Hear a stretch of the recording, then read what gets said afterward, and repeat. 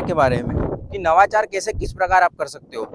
अगर आप देखते हो तो हमारे यहाँ पर पूरे एरिया में मल्च वेजिटेबल फार्मिंग होती है, मल्च में फार्मिंग होती है। नई एडवांस टेक्नोलॉजी को जल्दी एडॉप्ट करते फार्मर्स, मतलब 1 एकड़ वाला फार्मर भी मल्च का यूज़ करेगा, ड्रिप इरीगेशन सारी प्रॉपर चीज़ें यूज़ करेगा और बड़ा फार्मर भी इन चीज़ों को यूज़ करेगा। अब हमारे यहाँ पर नवाचार में ड्रिप मल्च या वेजिटेबल फार्मिंग नहीं है। हमारे यहाँ फार्मर को अब इन चीज़ों पर मेन काम करने की ज़रूरत लग रही है कि कितना कम खर्चे में अधिक उत्पादन ले सकते हैं, कितना मेंटेनेंस कर सकते हैं, कौन सी चीज़ किस समय डालनी चाहिए, इन चीज़ों पर फोकस होता है। न कि मल्च ड्रिप या पॉली हाउसेज या वेजिटेबल में नई क्रॉप लगाना, इन चीज़ों पर ज़्यादा ध्यान देने की बजाय फार्मर कि मिर्च में कम खर्चों में अधिक उत्पादन कैसे लगे, कौन सी बेस्ट वेराइटी रहेगी, इन चीज़ों पर फोकस होता है हमारे यहाँ के फार्मर्स का। लेकिन कुछ नए एरियाज़ में यूट्यूब पे आप देखते होगे कि यार इन्होंने इतना लाख का माल कमाया, लेकिन हमारे यहाँ पर लोगों ने वो करके छोड़ दिया है और अब प्लांटेशन क्रॉप्स पे चले गए। बहुत सारे बड़े फार्मर्स क्या था कि लेबर प्रॉब्लम होने के कारण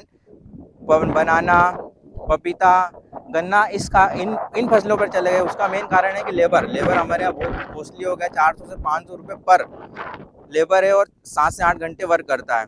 तो हमने खेती में अभी नवाचार क्या किया, हम ये सोच रहे हैं कि कम कॉस्ट में हम कितनी अच्छी फसल बना सकते हैं, कितना मुनाफा कमा सकते हैं, इस पर हम वर्क कर रहे हैं। तो आपने हमारे लास्ट वीडियो में देखा था कि हमने डिस्पोजल का यूज़ किया है। मल्च तो हमने लगाई, मल्च इसलिए लगाई है कि खरपतवार इसमें ज़्यादा होती है। उसके बाद सोइल में नमी बनी रहती है, प्लांट की रूट अच्छी डैमेज नहीं होती है, उस कारण हमने मल्च लगा ली। लेकिन मल्च लगाने के भी नुकसान होते हैं। कभी कभी क्या होता है कि धूप अभी 42 से 45 डिग्री हमारे एरिया में जा रही है, उसके कारण क्या होता है कि जब मिट्टी गर्म होती है और उसमें बूंद बूंद सिंचाई से पानी जाता है तो उससे हीट जनरेट होती है तो प्लांट डैमेज होता है। तो उस कंडीशन से बचाने के लिए हमने क्या करा, प्लांट जहाँ पे लग रहा है उसी के स्थान उसके ठीक सामने एक होल और कर दिया। देखिए 2 होल करे हमने हर जगह पे। तो क्या होगा कि जो हीट निकलेगी वो हीट इधर से निकल जाएगी और यहाँ पर तो देखिए पानी गिर रहा है, तो पानी पूरा ठंडा है, ये आप देख सकते हो।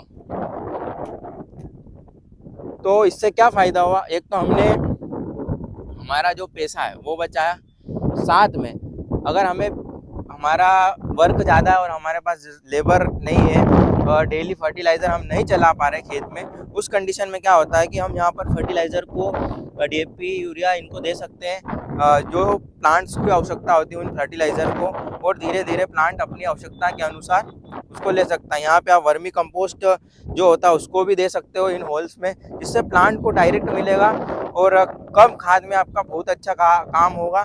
जहाँ पर आपको 10 बोरी खाद लग रहा है 2 बोरी खाद में आप इतना यूज़ कर सकते हो।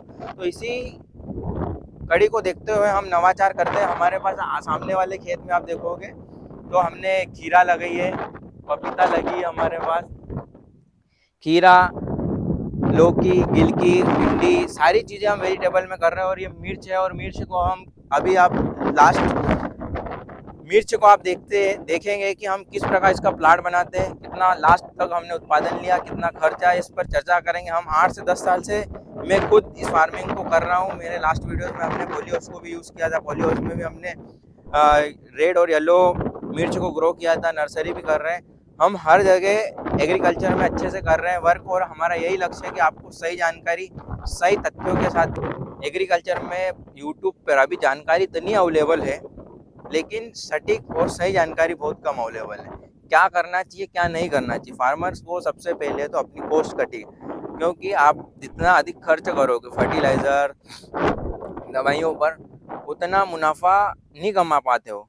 उसका रीज़न है कि आपके यहाँ जब प्रोडक्शन होगा तब मार्केट में रेट नहीं होता है किसी भी क्रॉप्स का, या क्रॉप्स का रेट है तो उस समय फसल नहीं होती है।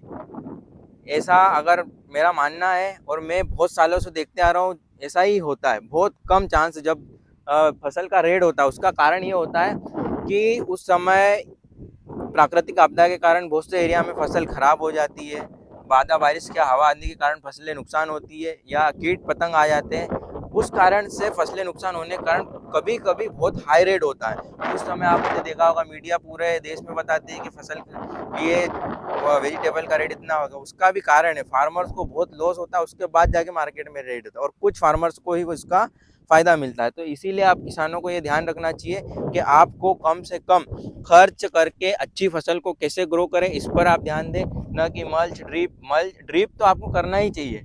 ड्रिप एक ऐसी चीज़ है कि जिससे आपकी ज़मीन को कम से कम नुकसान होगा, फर्टिलाइज़र का कम यूज़ होगा, 70% पानी की बचत होगी ड्रिप इरिगेशन का यूज़ करते हो।